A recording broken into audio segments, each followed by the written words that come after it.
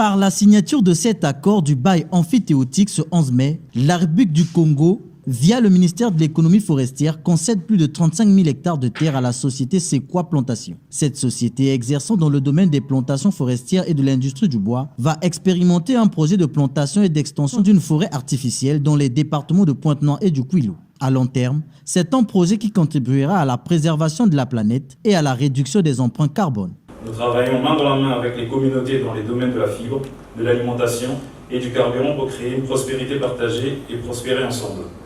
Offrir de la qualité, la transparence des projets, les meilleures certifications mondiales et leurs catégories pour accélérer la transition vers un avenir durable. Notre projet a pour objectif de développer l'industrie du bois. Nous allons alors travailler dur pour développer une solution innovante qui permettra aux administrations publiques de réaliser des économies d'énergie significatives, tout en réduisant leur empreinte carbone. Réputé bon élève en matière de préservation des écosystèmes forestiers, le Congo voit en cet accord l'opportunité de contribuer à la mise en valeur des plantations forestières et leur extension. La fiche technique présentée à cet effet décrit noir sur blanc les engagements des parties prenantes. L'article 4, qui évoque la durée du bail et les conditions de son renouvellement, et stipule que, je cite, « Le présent bail amphithéotique est consenti par le bailleur et accepté par le preneur pour une durée de 30 années consécutives et entières, qui court à compter de la date d'entrée en vigueur du bail. » Fin de citation. L'article 8, quant à lui, évoque les engagements des parties. Les innovations dans ce chapitre consacré aux engagements sont la réalisation de 2 missions annuelles de suivi par l'administration forestière et la facilitation de l'accès à la ressource bois aux sociétés nationales qui en manifesteront l'intérêt, notamment la Société Nouvelle des Bois Imprégnés, en sigle SNBI, qui utilise donc le bois d'eucalyptus comme matière première.